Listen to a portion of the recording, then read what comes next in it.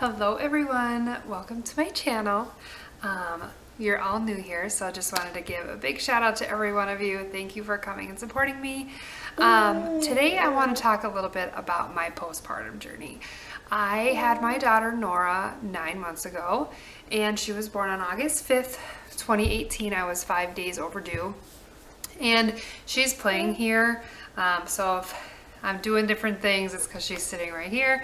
I'm sure she'll make an appearance, but I had a lot of friends recently have a baby, and I felt like I was getting asked this question a lot about different things that I regretted about my postpartum journey, and I thought there's probably a lot of other people out there that are probably dealing with the same exact thing, so I thought I would go through it and share with you guys the things that I regretted kind of about my postpartum journey, especially right after I had a baby. And this will just allow you to realize that there are some things that you can kind of think about beforehand that might help you out. So I'm going to give you 5, maybe give you an extra one at the end, but I'm going to go in order from least important to the biggest one that I found. So number 5 was taking my IV meds, and I can't remember specifically what they were called, but it is something that I did to try and avoid having an epidural.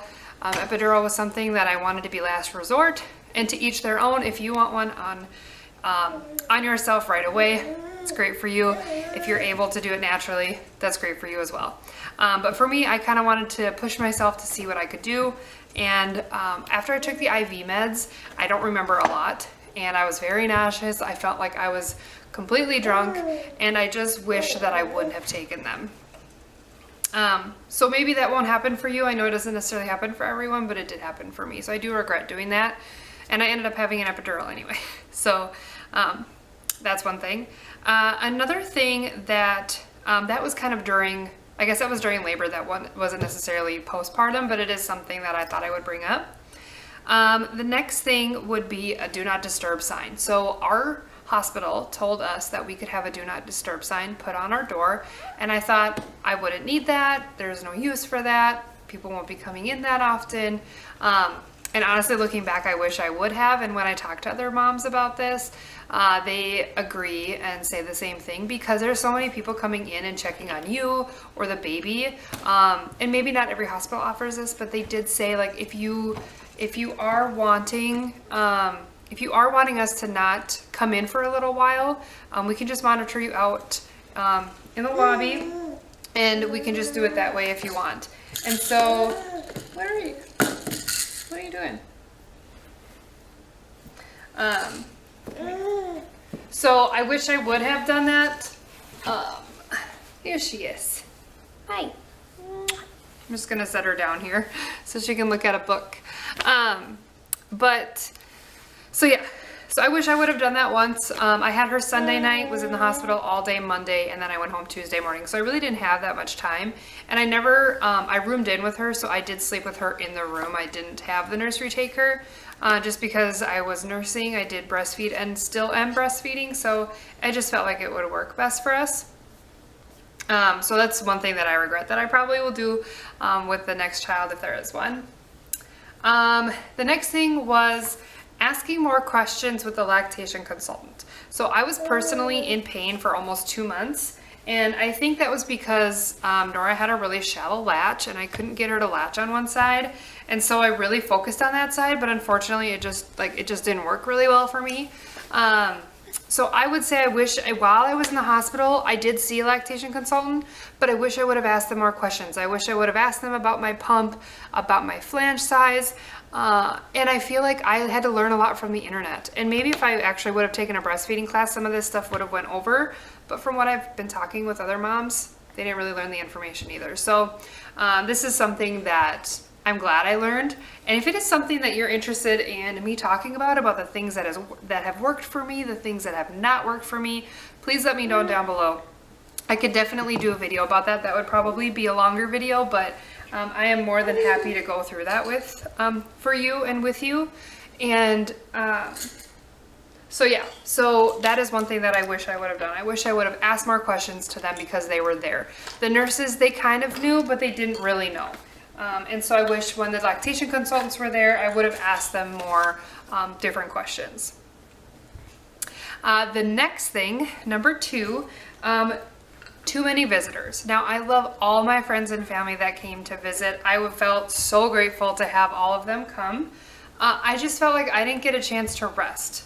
And that really sucks. I mean, you push or you get a baby taken out of you and you're exhausted, you haven't eaten, you haven't really done a whole lot. And so I wish that I would have just said no. Maybe had my parents come, maybe had my husband's parents come, but I just felt like there was just too much going on at once that I wish I would have just said no. If you have a lot of visitors, that's great. If it really didn't bother you, that's great too. Because I was there for so little time, I wish I would have gotten more time to rest and more time to really bond with her instead of feeling like I was kind of handing her off. Because if she's 2 hours or 2 days old, honestly, it's still a baby. So in my eyes, I personally feel like it really shouldn't have mattered. And the next one, definitely I'm going to be limiting the people that I have in my room. And that leads to number 1, letting visitors in my delivery room. So at our hospital, you delivered in one room and then you were moved to a postpartum room. And I personally, didn't really want someone in my delivery room, but at the time I really wanted my parents and my husband's parents to meet Nora, and so he went and got them while I was still in my delivery room. I had not moved to my postpartum room. And if you're a mom, or if you're about to be a mom, you may or may not know that after you have a baby, regardless if it's a C-section or not, they do push on your stomach, and it is really painful. And honestly, I thought that was worse than the actual labor because it's every 15 minutes, I think, for an hour or 2. And then it's essentially pushing on your stomach to get your uterus to contract back to size and make sure that it's going down. And so that was going on while my in-laws and my parents were in my room. And so it was really, really uncomfortable for me. And it was really hard for me. And so the next kid, I'm not doing that. You can wait, kind of like I said before, 2 hours versus, a couple more hours. It's still a baby. So if you want people in your delivery room, great. But that is not something that worked for me. And I didn't even think about it really. It was something that we just kind of did spur of the moment. And I'm grateful that they were there for that. But at the same time, I wish I would have had a little more time to recover myself because I was still struggling to feed. I wasn't struggling, but I was still feeding, trying to figure that out, trying to figure my body out, trying to go pee, trying to get all the effects of the epidural off. So it's kind of one of those things that I wish I just had a little more time. And so that's the 5 things. The one other thing that I think people kind of think about, but not really, I had Nora on a Sunday night at about 8:15. And I had not eaten all day. I could have before my epidural, but I was nauseous and I did not want to deal with that. I didn't want to puke or anything like that. So I did not eat really all that much. My husband did eat some meals and that was fine, but I didn't. And so after I had Nora, I was starving. And unfortunately, at 8:15 at night, the kitchen is already closed at the hospital and all they had was a turkey and cheese sandwich. And I didn't want that. I wanted like a big juicy burger with hot fries. Like that is what I wanted. And unfortunately, we didn't get that. And we ended up eating like cold Wendy's at midnight. And so my tip to you is make sure you have some food. Whether you bring it or you face to face say, can you please go get me some food? Or plan it ahead of time. So say, yes, you can come visit the baby. Especially if you have parents or someone that you want there to be there right away, have them go and get you something if you're close or right after you give birth while you're doing that hour of skin to skin, regardless if you're breastfeeding or not, that is suggested. While you're doing that skin to skin, have someone go grab you some food because honestly, it's the one thing that that just irritates me a little bit. It's the one thing that irritated me, or not, I wouldn't say irritated me, but just I was really frustrated about. But so those are my 6 things. I will read them. I don't know where I put my sheet. Here. Come over here. Come on. All right. So the things that I mostly regret for my postpartum are things that I would change. I wouldn't say I regret them, but I would say they are things that I'm going to change. Number 5 would be taking the IV meds. Number 4 is a do not disturb sign. Number 3 is asking more questions to a lactation consultant.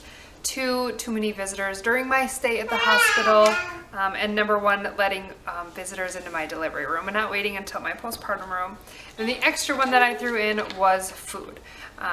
So yeah, if you guys have any questions, or is there anything else that I missed that you regret about your postpartum journey right after you had your baby, maybe not regrets, but things that you would change if you could do it again or for the next child, let me know down below. I'm always interested in hearing people's different experiences and learning from other people as well, because maybe you went through something that I didn't go through, and that would be a good thing to keep in mind. But I will be planning on doing some lifestyle stuff on this channel, so if you do have any requests related to children or not, please let me know down below. But I hope you guys have a good rest of your day wherever you are, and I'll talk to you soon. Bye!